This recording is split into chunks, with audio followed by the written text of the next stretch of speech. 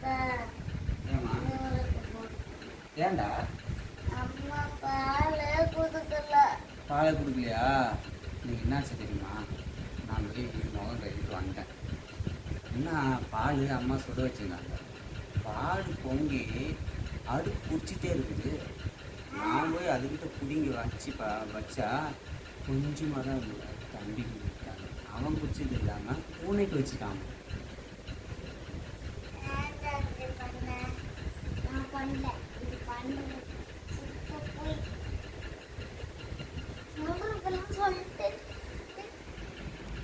அப்பா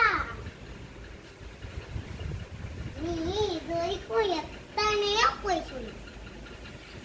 அன்னைக்கு என்ன நடந்துச்சுன்னு ஞாபகப்படுத்தி பாரு. வந்து ரியாக்டிங் பண்ணி போ.